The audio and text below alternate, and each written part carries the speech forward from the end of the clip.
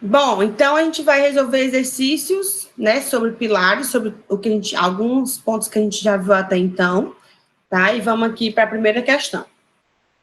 Uma das características geométricas do pilar, que é normatizada pela INBR 6118, e que interfere no cálculo dos esforços de cálculo, é a dimensão mínima desse elemento. A seção transversal dos pilares, qualquer que seja sua forma, não deve apresentar dimensão menor do que 19 centímetros.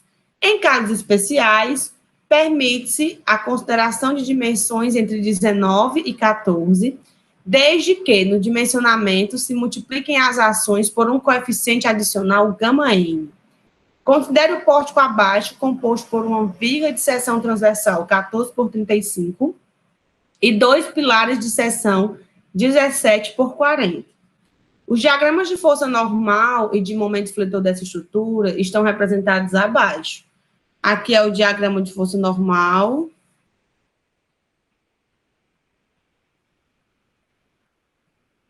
E aqui é o diagrama de momento fletor.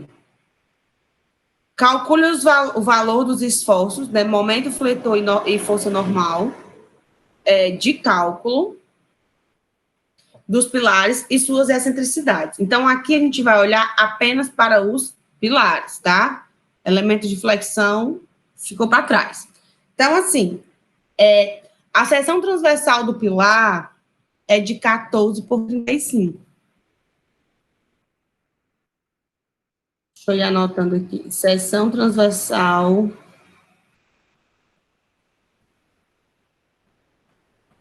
do pilar é de 14 por 35. Para calcular os esforços de cálculo, né, que são a força normal e o momento fletor, a gente multiplica, né, para normal de cálculo, a gente multiplica a normal característica vezes 1,4.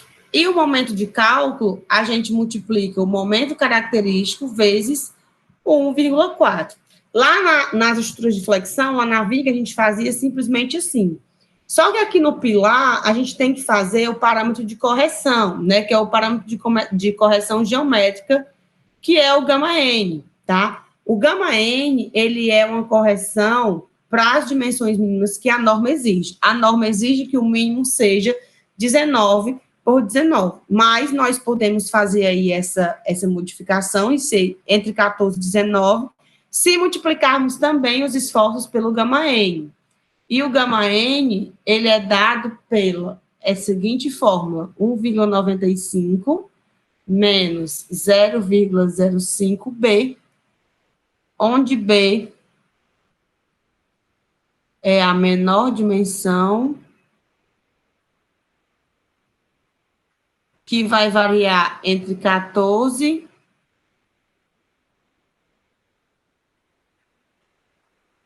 e 18, no caso, né, em centímetros. Então, se o nosso pilar, na verdade, seção transversal 14 por 35 é a da viga, né? A seção transversal do pilar é 17 por 40. Deixa eu ajeitar aqui. Se o nosso pilar possui seção transversal 17 por 40, a menor dimensão dele, 17, é menor do que 19. Então, sempre que a menor dimensão for menor do que 19, a gente tem que multiplicar pelo γn. Tá? Então, o γn, o fator γn, que é esse fator de correção, só será obrigatório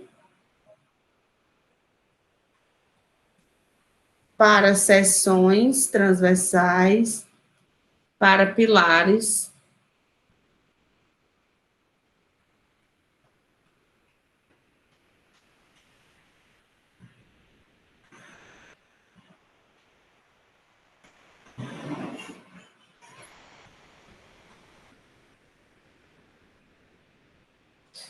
Para pilares que possuam, né, a menor dimensão abaixo de 19 centímetros, que é o nosso caso. Nossa seção transversal aqui ela é 17 por 40.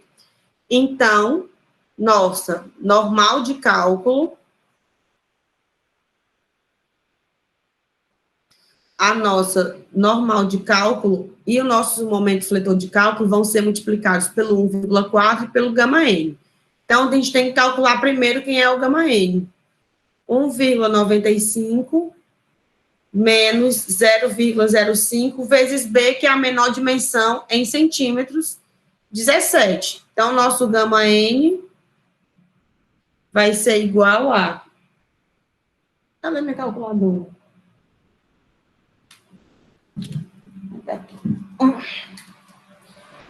1,95 menos 0,05 vezes 17, 1,07, tá? Quanto mais próximo de 19, né, menor é o fator aí de multiplicação. Então,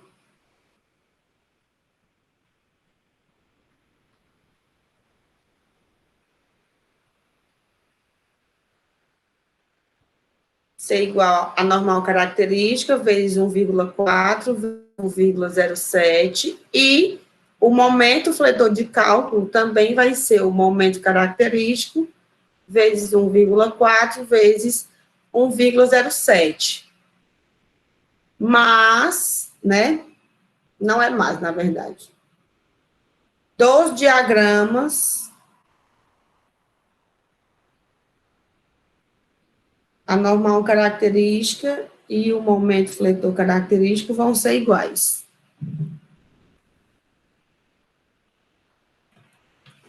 Ó, esses são os diagramas, né, de esforços internos. Como a gente está olhando só para os pilares, tá? Então, não me interessa o diagrama da viga, mas o diagrama vem completo, né? Então, eu vou olhar para o meu pilar e vou retirar o valor do meu esforço característico. Meu esforço característico de normal é esse valor aqui, ó. Menos 30, né? Esforço de compressão. Então, isso aqui é o valor característico da normal. Ou seja, é o meu NK. Eu peguei o meu diagrama, é a minha estrutura, coloquei lá no F2 e mandei rodar o diagrama de esforços internos. E aí ele me diz quanto foi a normal ali e, né, os esforços em cada elemento. E aí, nos pilares, o esforço foi de menos 30. Então, nos dois, né? Tá, é igual porque é simétrico. Então, a normal característica aqui, 30 quilonewtons. E o momento característico, no pilar, nós temos esse momento de 24,2 para fora aqui no momento fletor é negativo, né? Convenção, vocês viram isso lá em sistemas 1. Negativo para fora, positivo aqui para dentro da estrutura. Aqui negativo e aqui positivo, tá? Então, mas da viga não interessa, né? Vamos olhar só para os pilares. Então, nós temos um momento negativo de 24,2.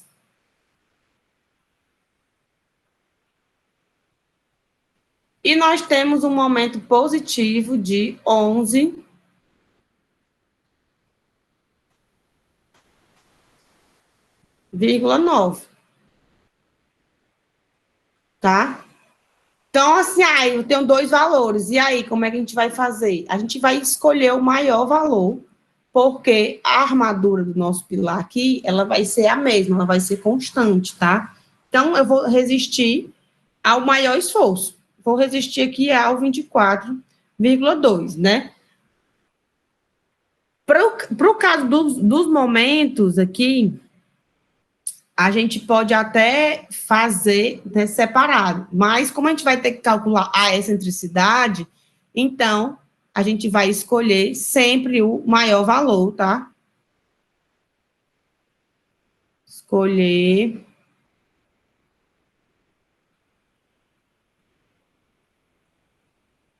o maior valor entre os momentos no mesmo pilar. Então, entre 24,2 e 11,9, a gente vai ter um momento característico de 24,2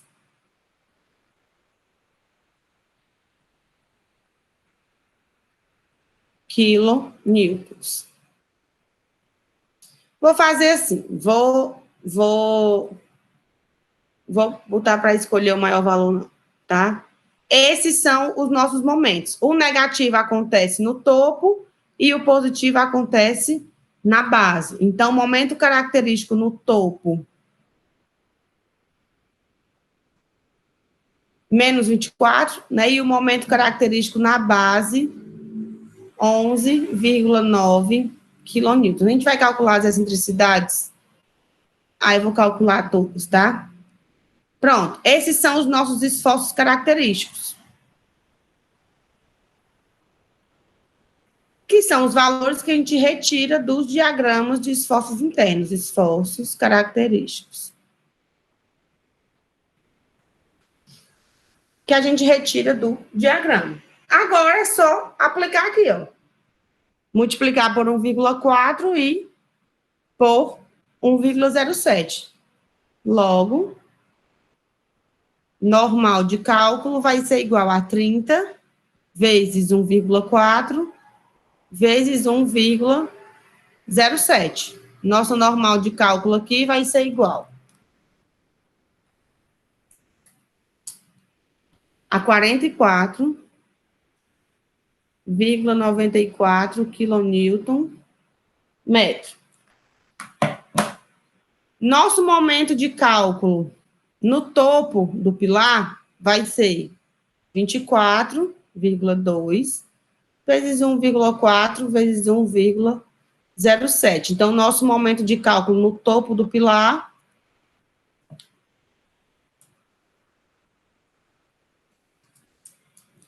é 36,25 quilonewton metro. E o nosso momento de cálculo na base do pilar, né, lá embaixo, vai ser 11,9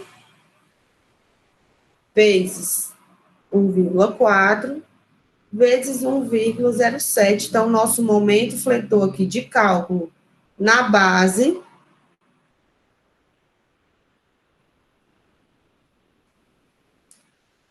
vai ser igual a 17,83 quilonewton metro. Esses são os esforços de cálculo que foi perguntado, tá? Normal de cálculo, momento fletor no topo do pilar e momento fletor na base do pilar. Ele pergunta também aqui quais são as excentricidades, tá? A excentricidade de um pilar, ela é calculada, né, ela é definida pela relação entre o momento fletor dividido pela força normal, tá? Ambos os valores aí de cálculo. Então, se nós temos o momento fletor e a normal, é muito fácil. Então, no topo, a excentricidade vai ser o momento fletor do topo, 36,25, dividido aí pela força normal, né? 44,94. Então, a excentricidade do topo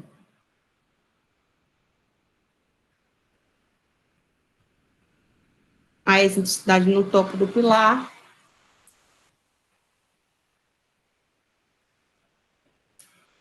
0,81.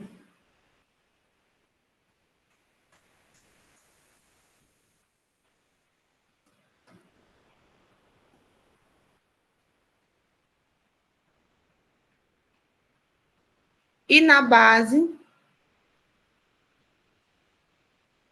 0,81 aqui metros, né? Nossa, coisa estranha.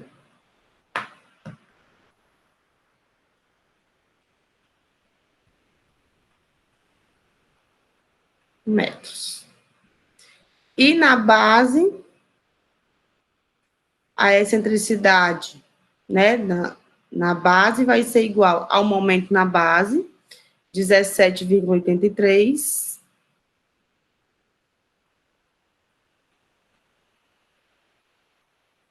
E a força normal, 44,94.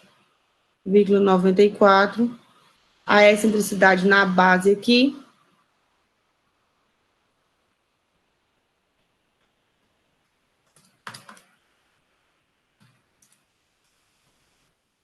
Zero vírgula 0,4 metros.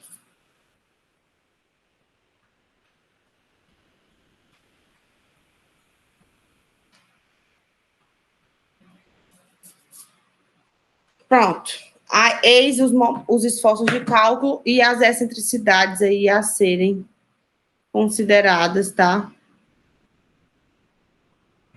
No cálculo do pilar. Então, só olhar o diagrama, pegar os valores característicos e, a partir daí, fazer as nossas continhas, ok? Gostei, Gostou? Pilar, viu? Muito bom.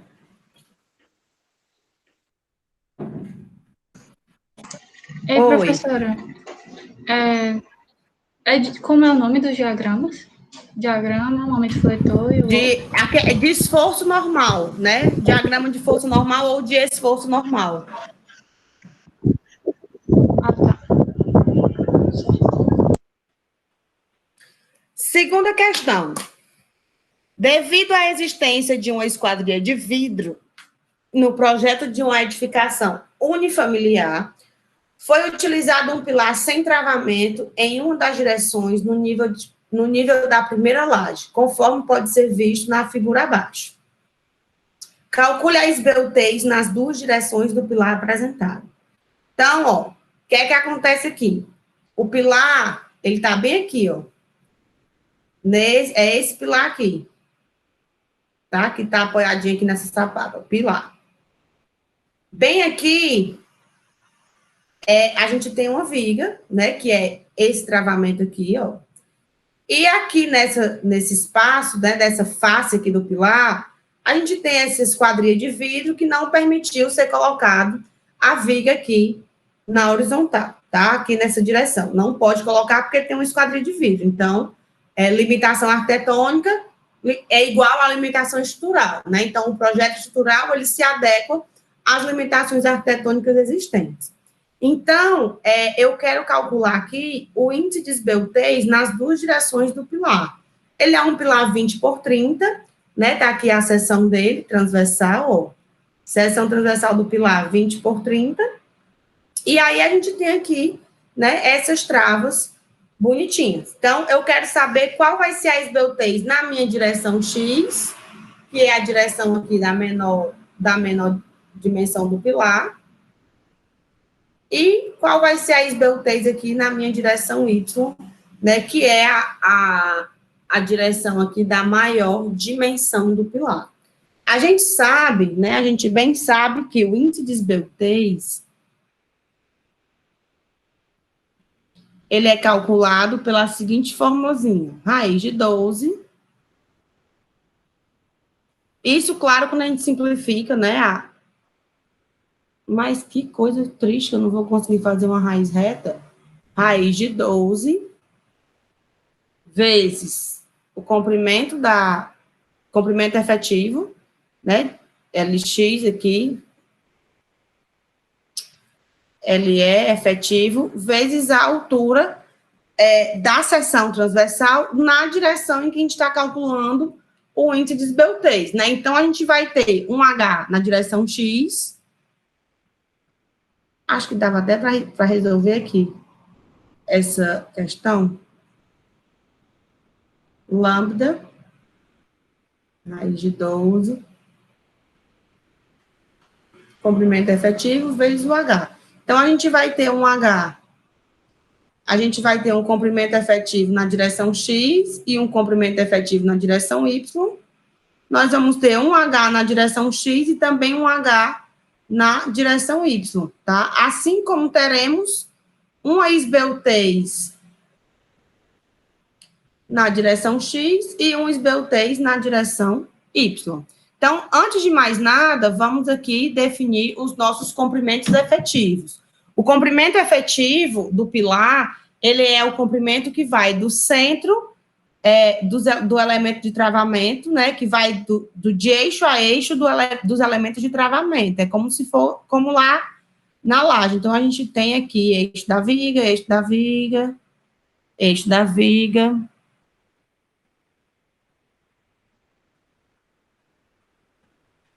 Então, aqui nessa direção, né, na direção X, ó, que é a direção da seção transversal, a seção do pilar, ela é 20 por 30.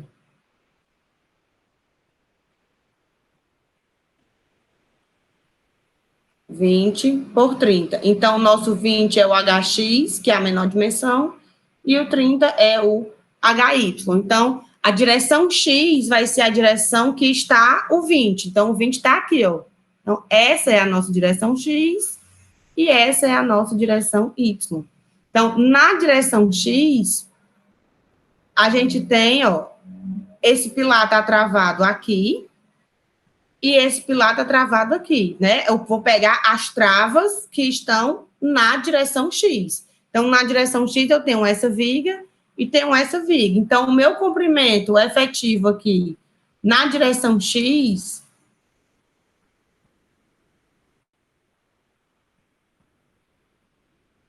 vai ser essa distância aqui, do centro dessa viga, mais esse pedaço, mais o centro dessa viga aqui, tá? Então, eu tenho essa de cima é de 40, então é 0,4. Eu vou fazer tudo em centímetros, tá?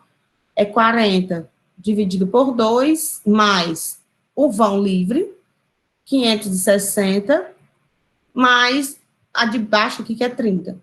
30 também dividido por 2. Então, aqui a gente tem 20 mais 560 mais 15, 595 centímetros. Já na direção Y, ou seja, as travas agora estão na direção Y, as vigas estão nessa direção aqui, né, na direção Y. Eu tenho essa trava central. Quando eu coloco essa trava central aqui, né, é como se a gente olhasse para uma viga, se a gente imaginasse isso aqui como uma viga, por exemplo, na direção X a gente teria isso aqui, ó.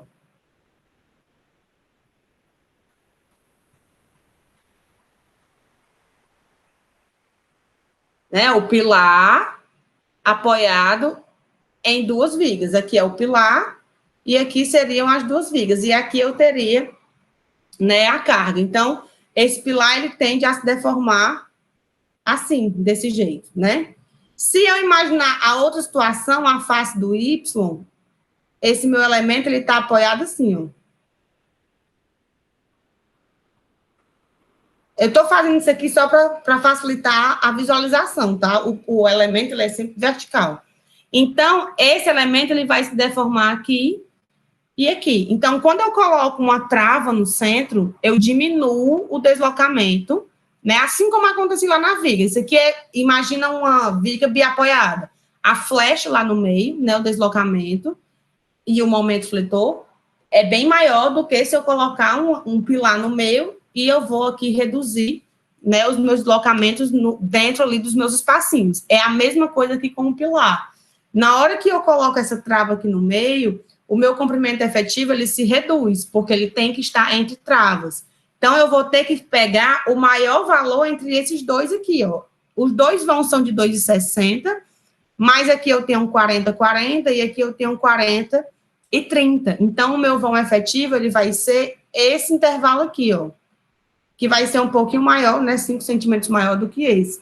Então, vai ser 40 dividido por 2, mais 260, mais 40, dividido por 2. Então, 260 mais 20 dá 300. 300 centímetros, tá? Então, esse vai ser o comprimento efetivo aqui do pilar na direção Y. Na hora que o pilar tentar flambar para cá, né, porque, na verdade, o que acontece aqui? A gente aplica a compressão, e aí, na compressão, o pilar tende a flambar. Na hora que ele tender a flambar, que ele tender a fazer isso aqui, esse movimento, essa trava aqui impede, né? Essa direção, ela está muito mais travada do que a outra direção. É só a gente imaginar isso aqui como uma viga, e aí a gente vai ver, né, a influência de ter ou não essa trava aqui central. Tendo os comprimentos e as alturas, aí a gente pode só direto calcular o índice de esbeltez, tá? Lambda x vai ser igual a raiz de 12 vezes o comprimento efetivo na direção x, dividido aqui pela altura na direção x. O comprimento efetivo na direção x, 595. E a altura na direção x, 20. Que é essa dimensãozinha aqui, ó. 20. Logo, o nosso lambda x vai ser igual por 20 vezes raiz de 12.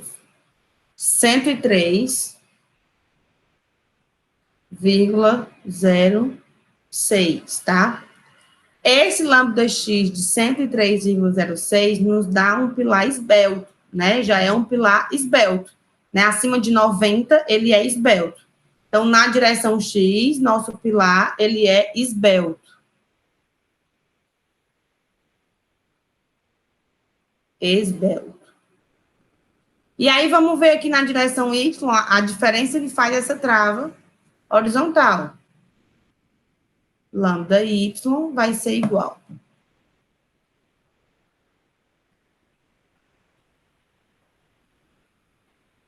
a raiz de 12 vezes o comprimento efetivo na direção y,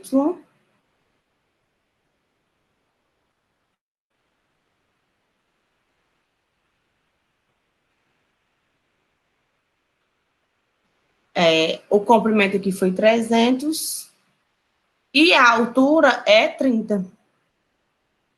Então, nosso lambda y aqui nosso índice de esbeltez na direção y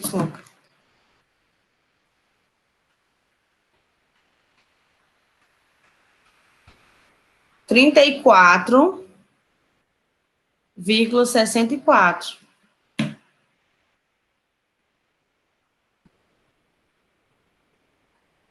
Parece que a minha mesa ela tá cansada, ela não tá mais respondendo muito bem aos estímulos da minha mão.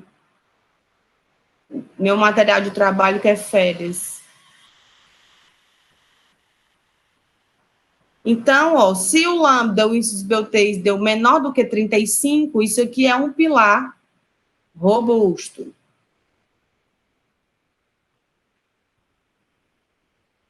Então, ó, o mesmo pilar, ele vai se comportar totalmente diferente nas duas direções, pelo simples fato de eu não poder travar esse elemento aqui em uma das direções por conta de uma limitação arquitetônica, né, que é uma simples esquadria de vidro.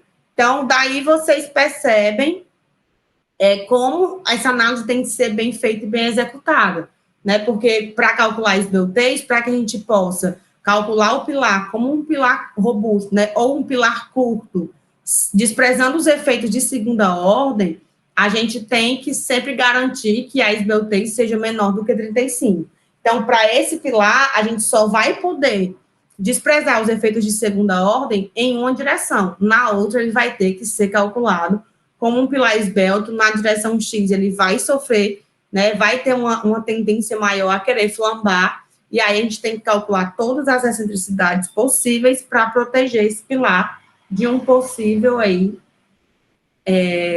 comprometimento da estrutura, né? Então, a gente tem essa diferenciação aí entre as direções, né, no mesmo elemento, só pelo fato de eu na estrutura do elemento. Tranquilo? Aí a segunda questão. Tranquilinho. Paula, tu falou que abaixo de 35 ele é robusto? Abaixo de 35. E acima de 90 ele é esbelto?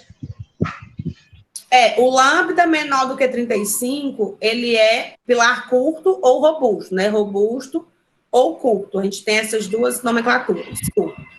Entre 35 e 90, ele é medianamente esbelto. Entendi.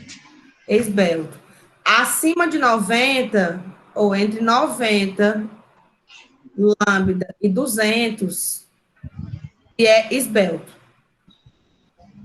Certo. E acima de 200, ele é excessivamente esbelto, e aí a gente não pode, excessivamente esbelto, e aí a norma não permite pilares de concreto armado, nem de aço, né?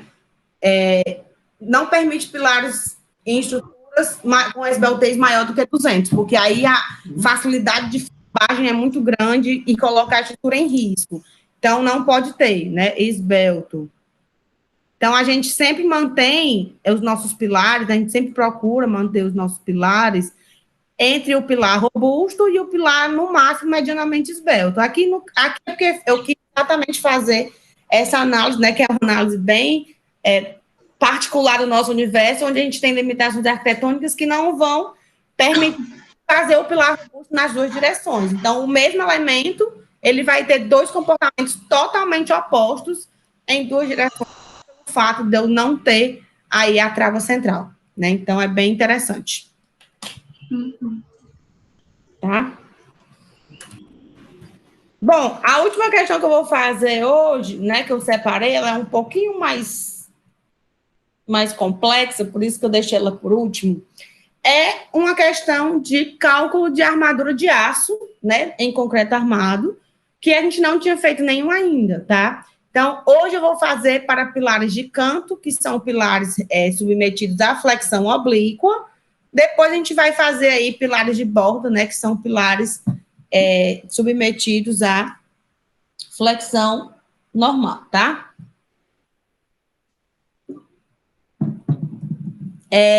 Então, assim, no dimensionamento de um pilar de canto em concreto armado, que possui seção 20 por 40, foram encontradas as seguintes excentricidades totais, primeira mais segunda ordem.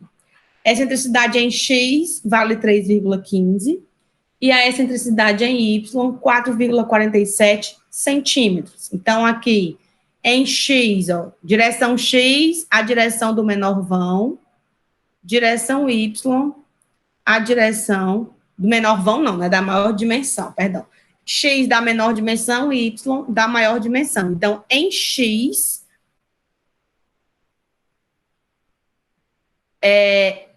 esse pilar né, o ponto de aplicação aqui deslocou 3,15 e em Y 4,47. A figura não está muito parecida, né, com a realidade, não, mas acontece.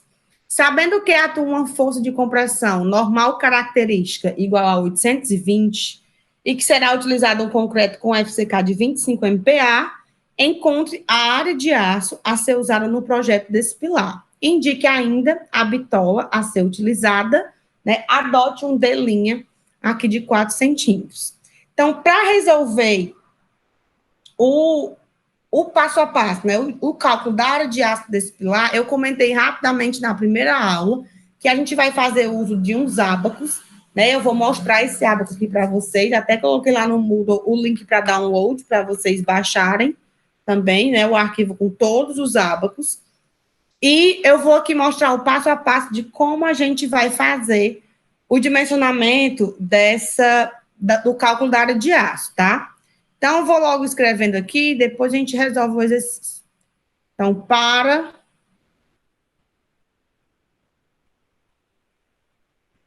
o cálculo da área de aço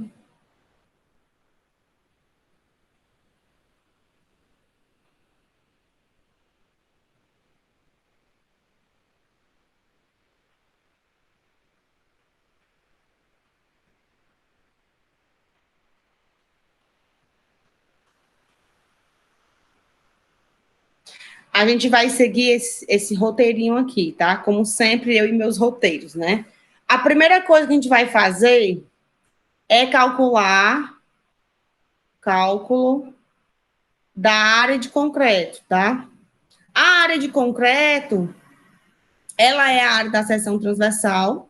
É só pegar a base vezes a altura, né? As duas dimensões e calcular essa área de concreto, que a gente vai precisar dela lá na frente. Depois que a gente calcular a área de concreto, a gente vai fazer o cálculo da normal de cálculo, né? Cálculo da normal de cálculo, que é o nosso ND, tá? Então, a nossa normal de cálculo, uma vez que a gente já conhece a normal característica, tá? Ela vai ser igual ao gama N vezes 1,4 vezes o NK, tá? Então, assim, o gama N, ele só vai existir se a seção, né, se a menor dimensão for menor do que 19. Então, essa normal de cálculo aqui, ela é calculada dessa forma porque a gente já conhece a característica. E a normal característica, ela é calculada daquele jeito que a gente viu anteriormente, pegando o número de pavimentos, pegando a carga de cada pavimento, pegando a área de influência que vai para cada pilar. Então, a gente vem trazendo uma sequência de cálculo, tá? Até chegar aqui. Isso aqui já é a fase final, já dimensionou a seção transversal e agora falta dimensionar a área de aço. Então, essa normal característica, ela já foi calculada previamente, ou por forma pelo diagrama lá no F2, ou então no braço mesmo, calculando lá quantos pavimentos, vezes a área, etc., né? Depois, a gente faz o cálculo das excentricidades. O cálculo das excentricidades aqui, para esse nosso exemplo, ele não vai ser necessário, porque ele já deu na questão, né? Então, a excentricidade, ela é momento por normal e a inicial e as outras excentricidades lá, que a gente viu lá, que eu até mostrei para vocês anteriormente lá na norma, mas que eu não quero que vocês se preocupem com isso aqui, tá? A gente vai, sempre que a gente vai ter o exemplo, então, vai lá no F2 e faz o cálculo da excentricidade normal, sem problema. Depois disso, a gente vai fazer os momentos de cálculo.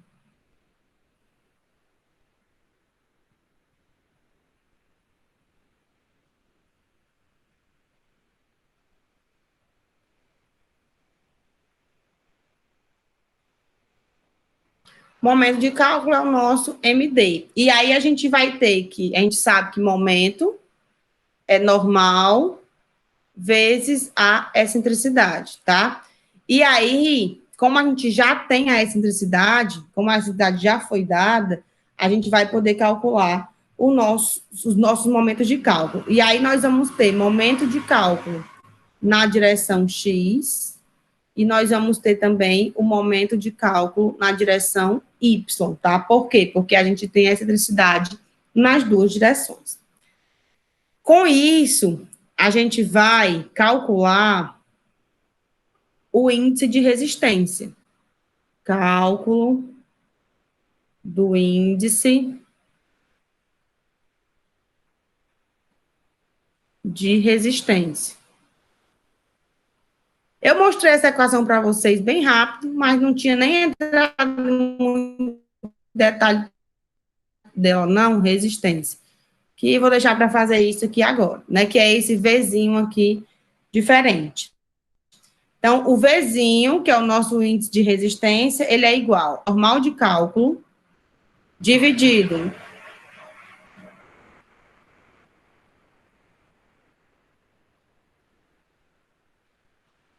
pela área de concreto vezes o FCD. Tá? Então, a área de concreto a gente já calculou lá em cima. E o FCD é a resistência de cálculo do nosso concreto. Calcula esse Vzinho, esse índice de resistência, e guarda ele. Eu vou já mostrar para que ele vai servir, tá? Depois, a gente vai lá e faz o cálculo da curvatura da seção crítica.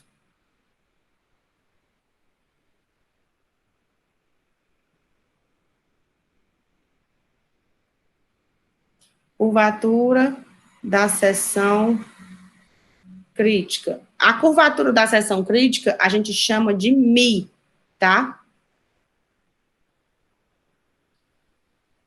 O Mi, ele é dado pela seguinte equação. Índice de resistência vezes a excentricidade dividido por H. Tá? Como a gente tem H e excentricidade nas duas direções, logo, a gente também vai ter uma curvatura da seção crítica na direção X, e nós também vamos ter uma curvatura da seção crítica na direção Y.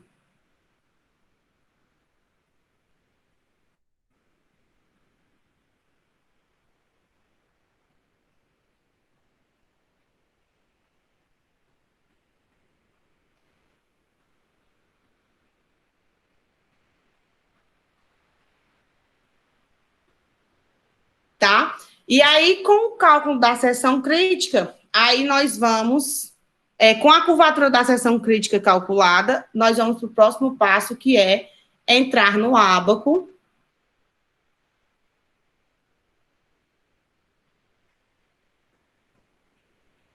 e encontrar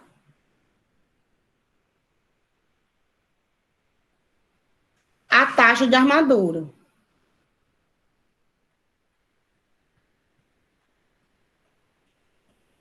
Que vai ser nosso ômega, tá? Com isso, aí é só calcular a área de aço, tá?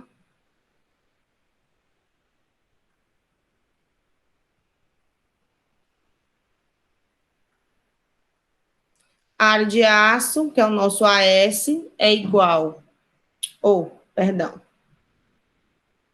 nosso ômega, que é o que a gente encontrou lá no ábaco, é a área de aço vezes o FYD, dividido pela área de concreto vezes o FCD.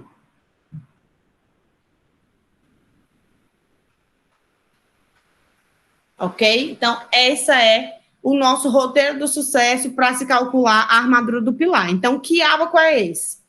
Vou mostrar aqui para vocês o ábaco de flexão oblíqua, né? Que é o ábaco que está lá disponível no Moodle para download. Esse aqui é o de São Carlos, que é o que eu achei mais completo. É o mesmo que tem lá para vocês baixarem, tá? Que é da USP de São Carlos, e ele tem excelente resolução e ele é bem completo. Tem também uma breve explicação de onde vem esses ábacos. Eu vou falar para vocês aqui mais ou menos o que é que significa. Esse ábaco, ele é o seguinte, eles são os ábacos de flexão oblíqua, né, para pilares submetidos à flexão oblíqua. E aí, o que é que a gente tem? A gente tem aqui 6 exemplos de arranjos das barras. Ou seja, eu vou escolher como é que eu vou colocar o arranjo das barras do meu pilar. E aí eu vou ver se eu quero colocar esse arranjo aqui de 1, 2, 3, 4, 5, 6, 7, 8, 9, 10 barras em cada face.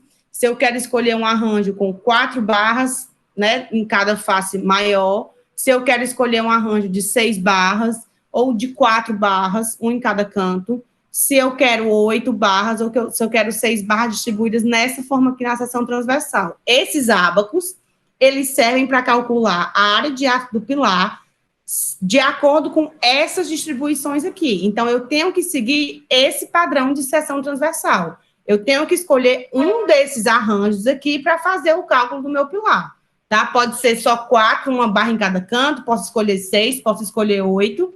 Aí vai depender do seu gosto pessoal, digamos assim, né? Da necessidade de um número maior de barras ou não, né? Essa questão de escolher o arranjo das barras vai aí com a experiência. Então, quanto mais retangular for o nosso pilar, quanto mais... É porque aqui não tem como riscar, né? Mas quanto maior for a proporção entre a minha maior dimensão, né, com a minha menor dimensão, mais eu vou ser propensa a usar esses arranjos que possuem armaduras distribuídas só em uma face. Quanto mais quadrado for o meu pilar, aí mais eu me aproximo aqui do meu arranjo 4, né? Que aí eu vou querer distribuir barras em todas as minhas faces. Então, vai depender muito do nosso tipo de seção transversal, certo? E aí, nós temos aqui os delinhas, né, que são as distâncias entre a barra e a face, a borda externa do pilar. Deixa eu pegar aqui, desenhar aqui a minha bordinha. Quer dizer, a minha seção transversal. Então, eu tenho aqui seção transversal do pilar, muito reta, né? Mais reta do que isso, duas disso. E aí, eu tenho aqui as minhas barras. Eu vou pegar aqui o arranjo mais simples, que é o arranjo de 4 barras, tá? E aí, eu tenho essa distância aqui.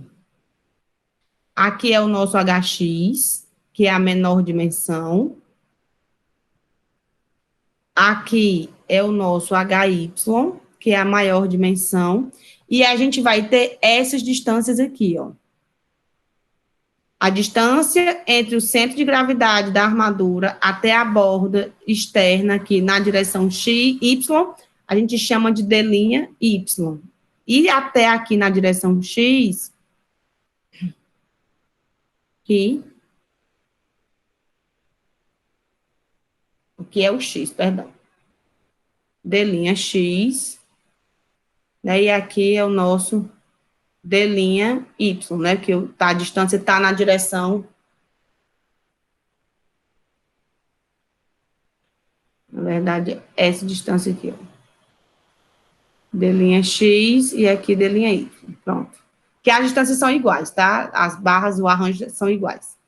Então, essas distâncias aqui, ó, distância que vai do centro da armadura até a borda externa, a gente já sabe como é que essa distância é composta. Ela é composta pelo comprimento da estrutura, né, mais a metade da armadura, mais a armadura transversal, né, que a gente tem um estribo também. Então, a gente padroniza esse D' em dimensões de acordo com a área, a zona que está construindo o pilar, né, vai variar de acordo com o cobrimento. Então, a gente pega, para fazer o dimensionamento da área de aço, um valor aproximado, que a gente sempre utiliza, né? Valor aproximado. Eu vou mandar o PDF, Gabriel. Valor aproximado de D', a gente usa aí em torno de 4 centímetros, tá? Que é cobrimento padrão, né? De 2,5, 3, mais o diâmetro das barras, tá? Então, a gente consegue fazer aí assim que terminar a aula aqui, eu faço o PDF e já coloco lá. Conseguem um bom dimensionamento com esse D', ok? De 4 centímetros. Então, vou voltar lá para o ábaco. E aí, o que é que a gente vai ter? Ó? Aqui são os D', né? E aí, o D', de acordo com a relação entre o D' e a altura, nós vamos ter aqui, ó, não sei se vocês estão vendo, tá bem pequeno, eu vou aumentar. Essa tabela 1 aqui, ela é a relação dos ábacos, tá? Então, eu escolho o arranjo, eu sei qual é a relação entre o D', que a gente considera 4, e a altura da seção transversal, e com isso eu entro nessa tabela e a tabela me indica o ábaco que eu vou ter que utilizar. Eu vou olhar aqui o primeiro ábaco, tá? Para poder mostrar para vocês. Os ábacos, eles são todos desse jeito aqui, tá? Aqui em cima, onde eu estou marcando de azul, temos o arranjo que a gente escolheu, né? Que é um desses 6 aqui, ó. Sempre vai ser um desses 6, tá? Então, a gente tem aqui o arranjo, e aqui nós temos as contas, né? Para fazer, ó. O índice de resistência, né, que é o V, o nosso NI, os dois índices, as duas curvaturas da seção crítica, e aqui a nossa taxa que a gente vai utilizar, né, para a taxa de armadura. E aqui os parâmetros que ele utiliza para desenhar o ábaco, certo? Os ábacos, eles são isso aqui. Cada ábaco desse, ó, aqui você vê, ó, 1, 2, 3, né, até o 46.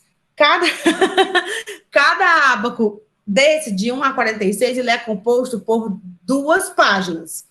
Temos o 1A e temos o ábaco 1B. O que é que diferencia o ábaco 1A do ábaco 1B? Os valores de V. Ó, aqui, não sei se vocês estão vendo aí, mas eu vou dar um zoom, tá? A gente tem, ó, V igual a 0. Aqui, Ni, né, que é o V, igual a 0,2. Aqui, nesse quadrante de baixo, ó, V igual a 0,4 e aqui V igual a 0,6. Quando eu for lá para o 1B, que é esse daqui, aí eu vou ter V igual a 0,8, 1, 1,2 e 1,4. O V, que é o índice de resistência, é quem vai reger, né, qual é o quadrante, qual é o ábaco que eu vou utilizar. Então, a primeira coisa que a gente calcula depois de tudo, para ir para o ábaco, é o índice de resistência. Então, ele vai ter que dar entre esses valores, entre 0 e 1,4, tá? E aí, depois que eu calcular o índice de resistência, quando eu calcular, vamos supor que deu aí 0,8. Então, o índice de resistência igual a 0,8 significa que a gente vai utilizar esse quadrante aqui, ó. Mas valha. Esse quadrante aqui para... Isso aqui todinho, né? Para encontrar o nosso W. E quem é que vai guiar esse encontramento do W, né? O encontramento. São as curvaturas das seções críticas. O MX, que está aqui, ó, nesse eixo, e o MY, que está aqui nesse eixo superior. Então, eu entro com os valores de MX e MY no respectivo quadrante do índice de resistência e vou encontrar aqui, né, uma curva com o valor de W. Esses valores aqui, ó, 0,1, 0,1, 0,2, né, 0,1, 0,2, 0,3, 0,4, 0,5, 6, 7, assim, até o 1,9, são os valores de W que a gente vai utilizar. Vai ficar mais claro quando? No exemplo, tá? Achou o W, vem aqui e calcula, ó, a área de aço. Por quê? Sabemos o W, sabemos a área de concreto e sabemos as resistências, né? Porque o aço é CA50 e o FCD aí foi dado na questão também. Então, para isso, vai ter um ábacozinho desse para cada elemento, para cada arranjo que a gente escolher.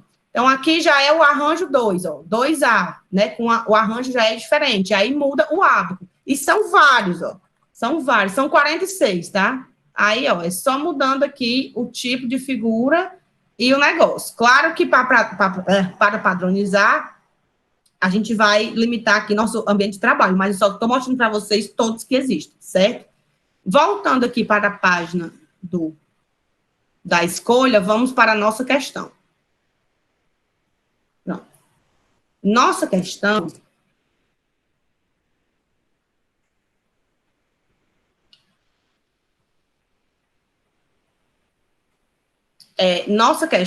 ela dizia o seguinte.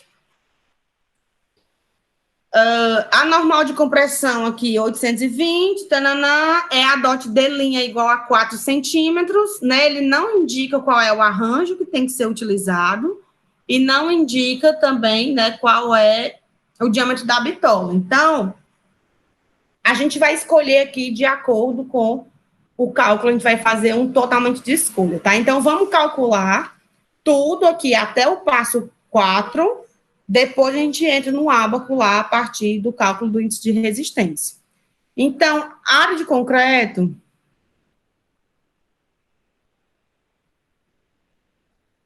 da nossa seção aqui vai ser igual a 20 por 40, né? Então, 0,2 vezes 0,4. A nossa área de concreto, ela é igual a 0,08 metros quadrados, tá? Cálculo da área de concreto. Agora a gente vai para o cálculo da normal de cálculo, né? A normal de cálculo vai ser o gama N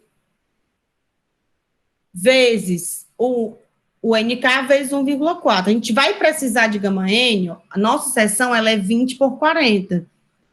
Como o 20 ele é maior do que 19, gama N ele é igual a 1, tá? Então, o nosso gama N aqui, ó, vai ser igual a 1. O 1 na multiplicação ele é neutro, então eu vou simplesmente pegar o meu NK, que foi 820 quilonewtons,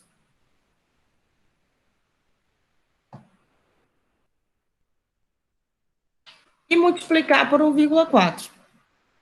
Então, nossa normal de cálculo aqui vai ser igual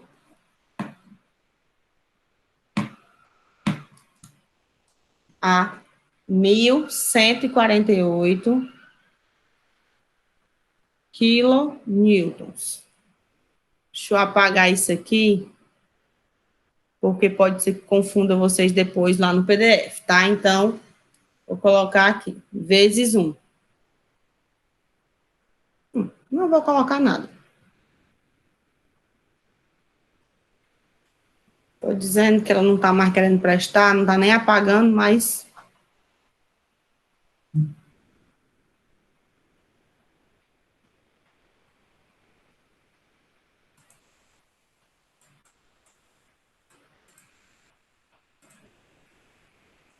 Mas, gente...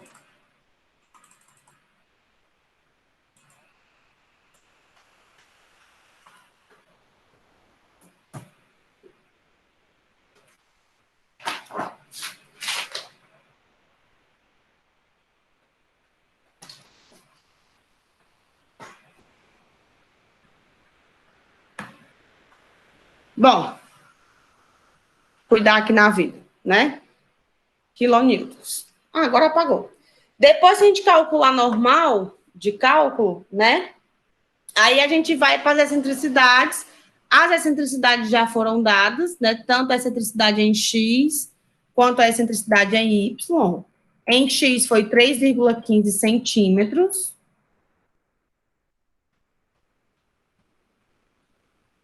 3,15 centímetros. Que é isso aqui em metros. Dá 0,0315. E a excentricidade em Y, 4,47.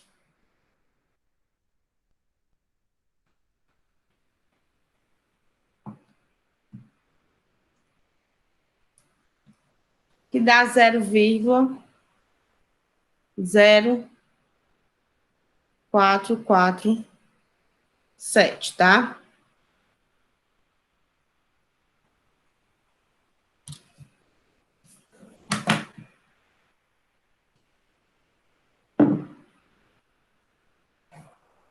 Depois do cálculo das excentricidades, a gente vai para os momentos de cálculo. Então, o momento de cálculo na direção X vai ser igual a normal vezes a excentricidade em X. Quem foi a nossa normal de cálculo? 1.148 vezes o 0,0315. Então, nosso momento de cálculo na direção X vai ser igual a 1148 vezes 0,0315. 36,162 quilonewton metros. Nosso momento de cálculo na direção Y é a normal de cálculo vezes a excentricidade na direção Y.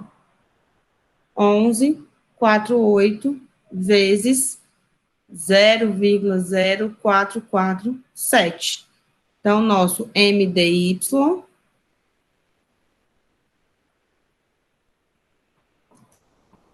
(51,316 quilonewton metro.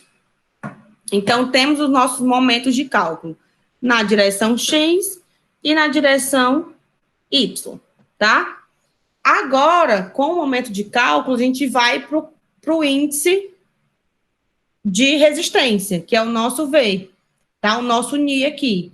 Índice de resistência é normal de cálculo, dividido pela área de concreto vezes o FCD. O FCD, ele depende do FCK. Ó. Nosso FCK foi 25 MPa. Então, vamos lá. Normal de cálculo, 1.148, dividido pela área de concreto, 0,08, vezes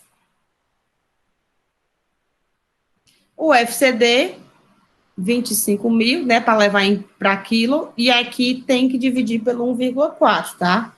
Não podemos esquecer. Então, nosso índice de resistência foi 11,48 vezes 1,4, dividido por 0,08, dividido por 25, 1, 2, 3.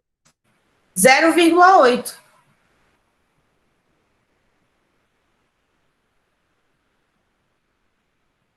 Eu vou calcular logo aqui, para facilitar, as nossas curvaturas da seção crítica, tá?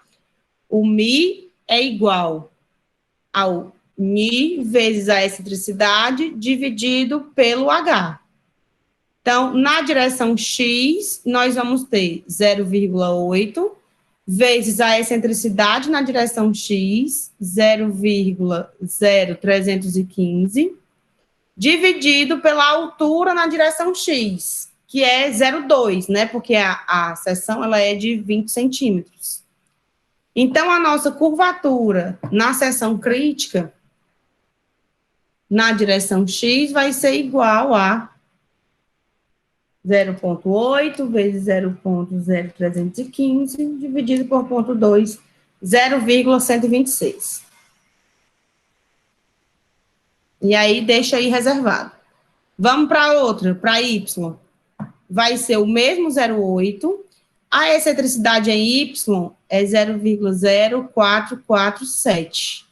E a altura em Y, 40, né? A seção é 20 por 40, então 0,4. Portanto, a nossa curvatura na seção crítica aqui, 0,0894.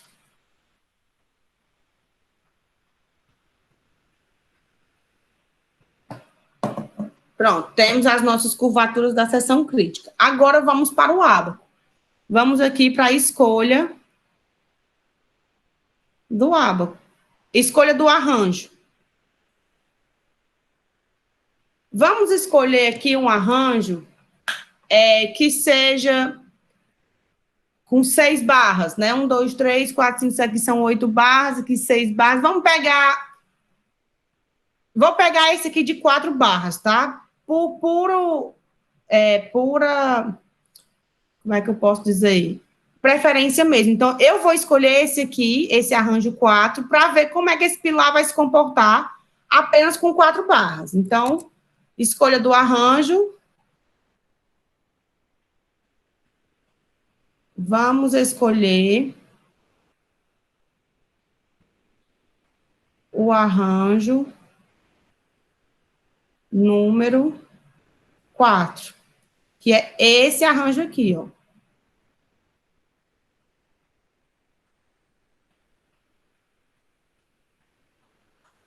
Com 4 barrinhas, tá? Então, a gente vai fazer o quê? A gente vai pegar as relações entre o D', que é de 4 centímetros, para os Hs, tá? Então, D' X sobre HX vai ser 4, que ele pediu para a gente considerar D' como 4, né? E o HX é 20. 4 dividido por 20, 0,2. E o D'Y sobre o HY vai ser 4 dividido por 40, 0,1.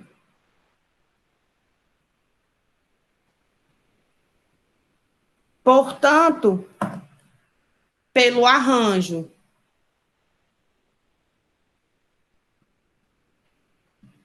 e relações, né?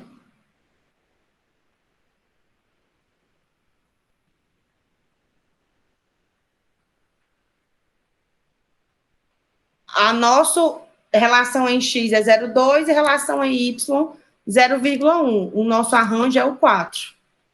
Então, a gente vai aqui, ó. Arranjo 4, já não lembro mais. Em Y é 0,1 e em X é 0,2. Aqui não dá. Arranjo 4, não. Arranjo 4, tá aqui, ó. Arranjo 4, relação em Y 0,1, relação em X 0,2. O nosso ábaco é o ábaco 17, tá? Ábaco 17. E aí eu tenho que procurar qual é a letra do ábaco que tem o nosso Ni igual a 0,8. Vai ser o 17B. Vou procurar lá, chegar aqui no ábaco 17. 15, 16, 17, tá aqui. Esse é o ábaco 17A, onde a gente tem, ó, índice de resistência 0, 0,2, 0,4, 0,6. Não, não quero. Eu quero esse aqui, que é o 17B, onde eu tenho 0,8, 1, 1,2 e 1,4. Então, a gente sabe qual é o nosso índice de resistência e nós sabemos quais são as nossas curvaturas nas seções críticas, quanto é o MX e quanto vale o MY. O MX foi 0,126 e o MY 0,0894. Então, eu vou lá no ábaco, ó.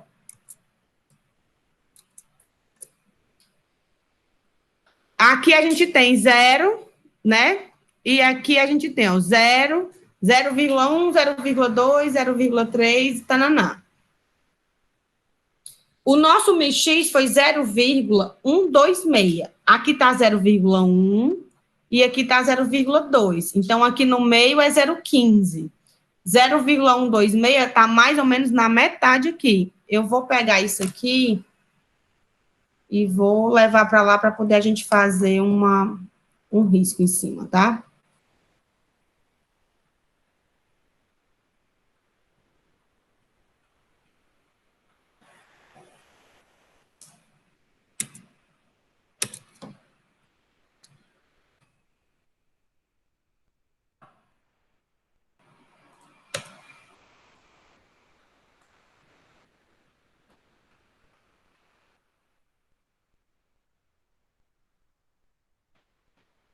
Pronto, fica melhor.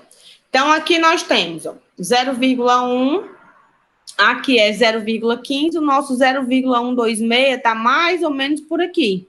Então, a gente está aqui na metade desse quadrante, ó.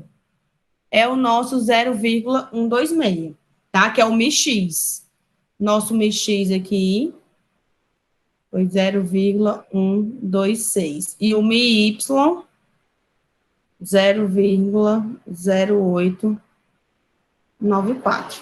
Então, 0,0894, aqui está 0,0, aqui 0,1, aqui então está 0,05, né? Então, 0,05, 0,08 está bem próximo aqui do 1.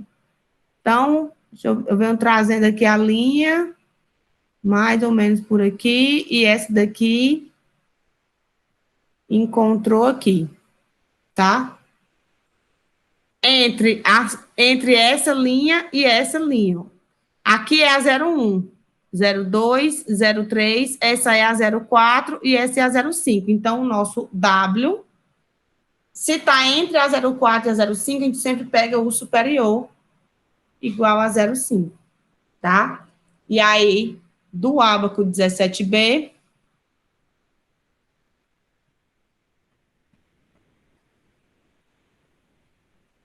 W igual a 0,5. Daí é só calcular a área agora.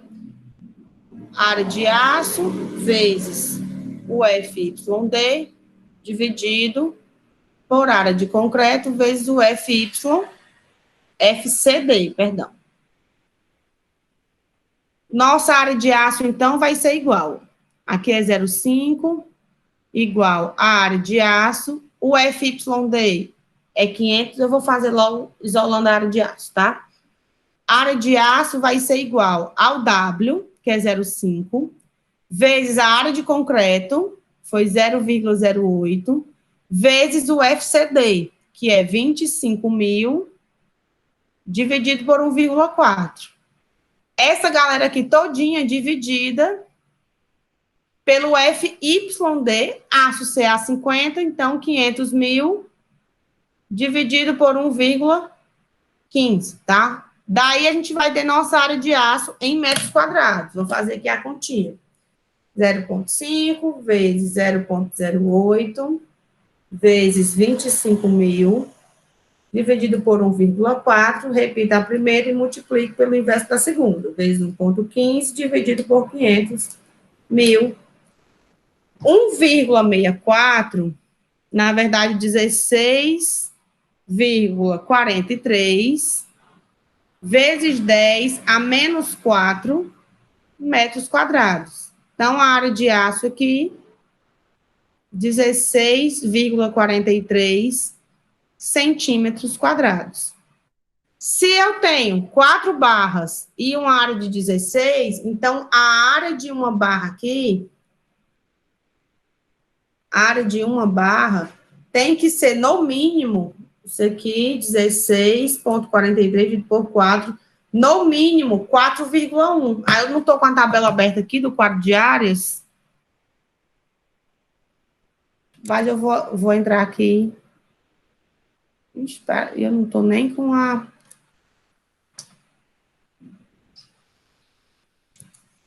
com nenhuma pasta aberta. Deixa eu fazer assim.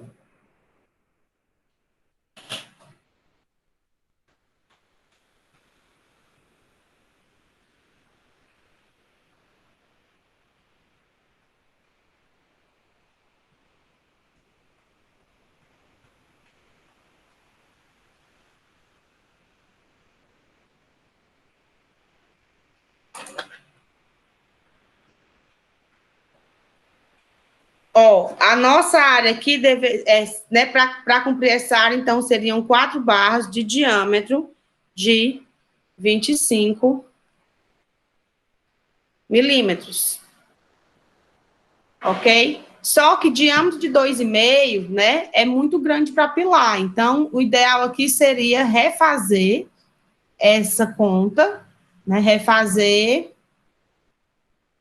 para o arranjo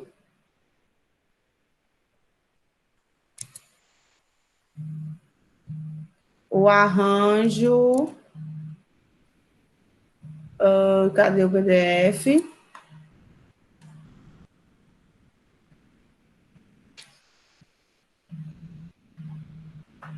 Ó, pelo menos para o arranjo 6, né? Com 6 barras. Então, arranjo 6, tá?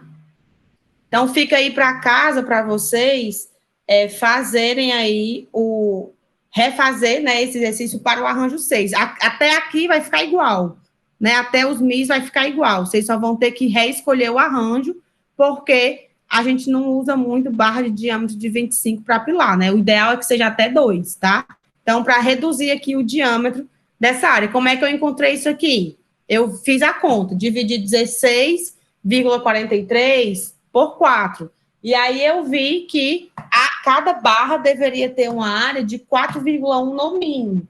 E olhando na tabela aqui, a barra de 20 tem 3,15 e a barra de 25 tem 4,91. Então, por isso, 4 barras de 25. Então, esse arranjo não foi uma boa escolha para esse pilar. A gente tem que fazer aí uma outra escolha, né? Escolher outro arranjo, tá? Ok. Ok.